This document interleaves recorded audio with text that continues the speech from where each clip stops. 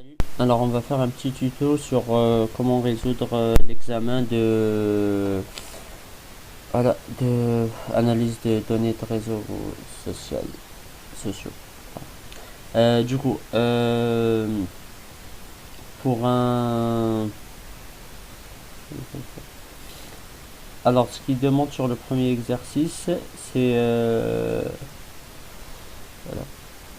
Alors, ce qu'il demande sur le premier exercice, c'est un parcours en largeur. En gros, le parcours en largeur, ce que ça veut dire, c'est que tu prends d'abord un premier nœud au hasard, ce que tu veux. Lui, il a mentionné ici le 1.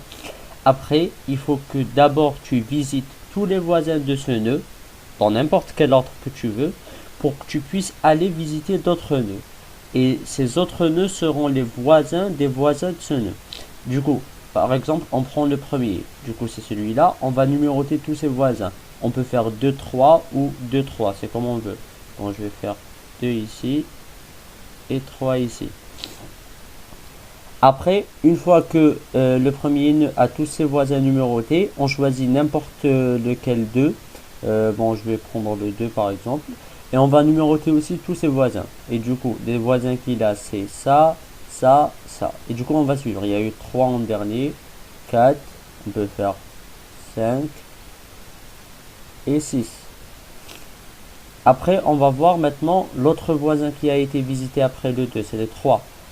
Et ses voisins sont le 4 qui est déjà numéroté, le 6 qui est déjà numéroté, mais celui-là qui n'est pas déjà numéroté, donc 7.